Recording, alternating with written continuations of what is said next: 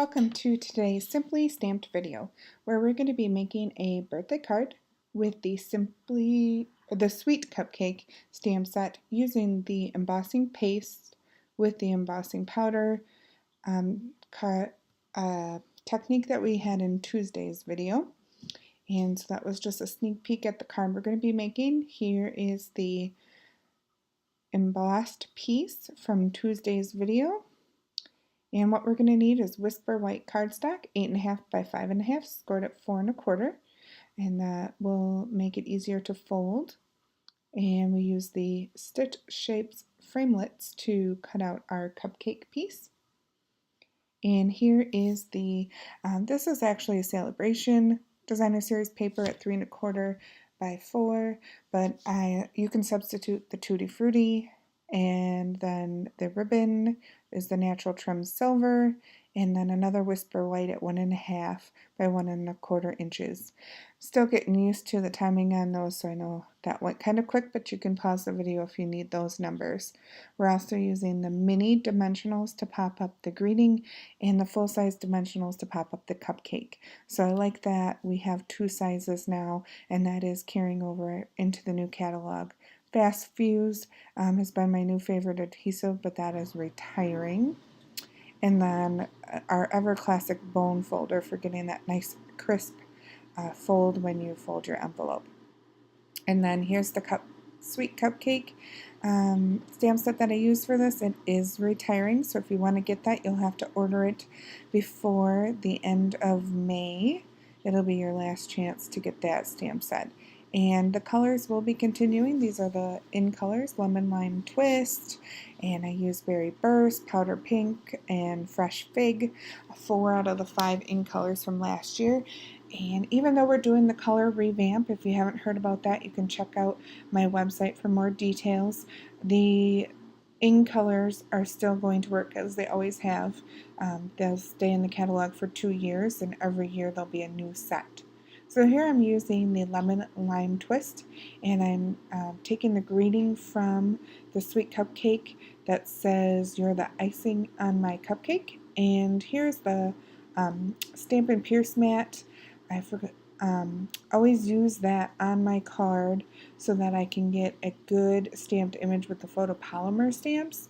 It just gives you a nice a little give when you push down the stamp, and it makes the stamped image a little more crisp.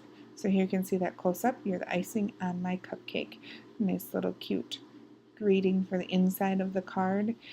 I like it when the stamp set has an inside and an outside greeting for the card. So here I'm inking up the Lemon Lime Twist again and stamping the base or the cupcake wrapper. And this was a 2-step stamp set, but for the wrapper I decided just to use the Lemon Lime Twist and not do the 2-step on the base on the wrapper of the cupcake, but I used the Powder Pink for the cupcake itself.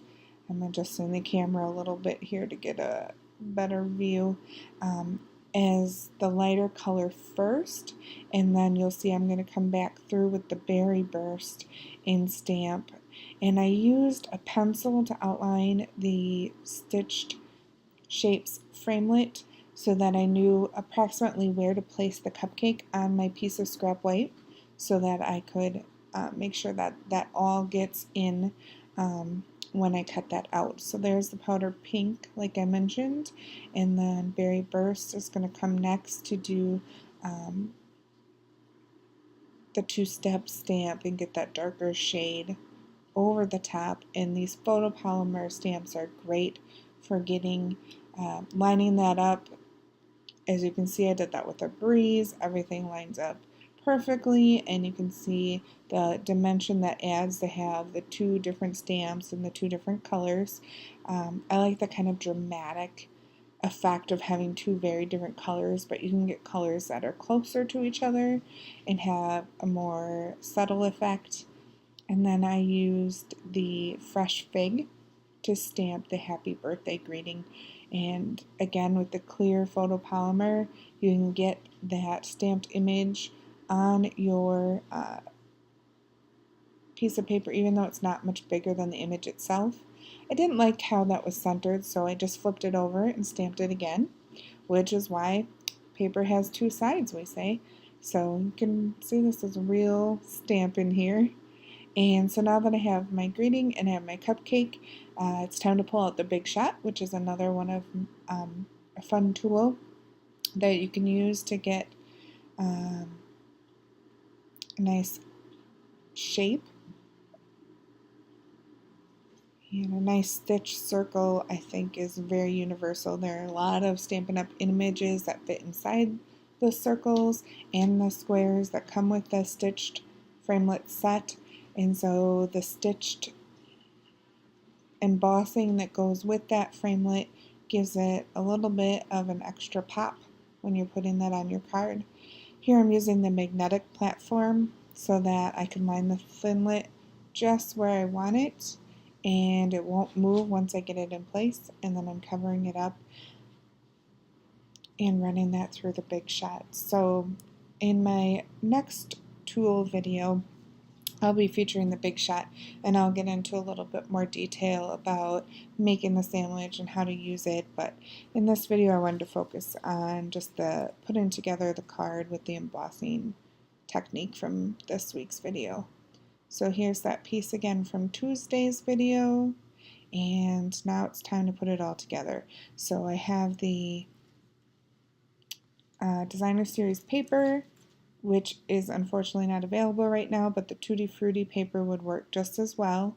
And then I use the silicone gel sheet, and this is something that we've had in the catalog for a really long time, and I've only just discovered how great it is, because when you run your tape along a small piece of scrap paper or a small image that you've cut out, it keeps that tape from getting your surface of your work table or your grid paper all junked up with that adhesive. And here I'm using our grid paper so I can kind of line up the Designer Series paper and make sure it's going straight across this layer of the card. And then I use the bone folder to kind of flatten that down.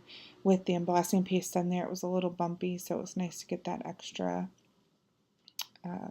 pressure to get that to stick.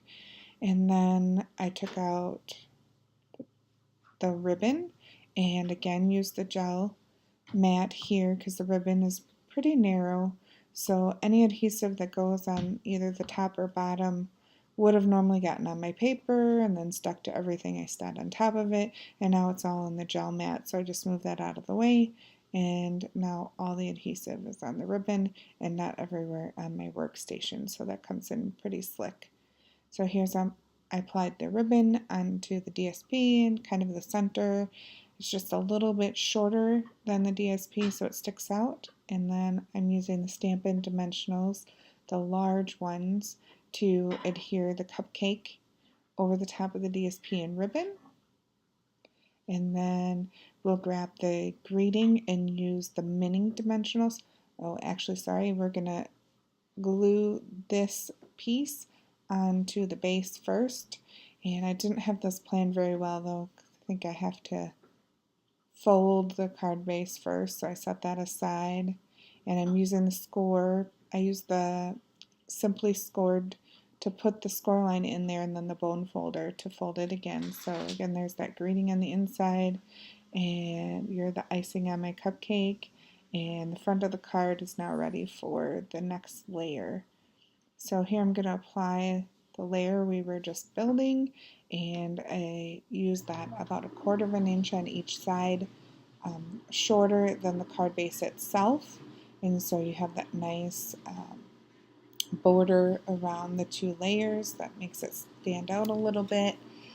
And I'm just using the bone folder to adhere that to the base. And now we go with the greeting. You can see the stamped image that I didn't like the placement, so it's still on the back of the card, but when we attach it, you won't even know it's there.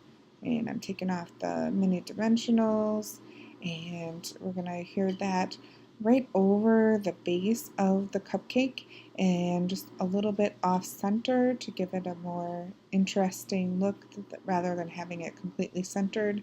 And it goes outside the circle just a little bit.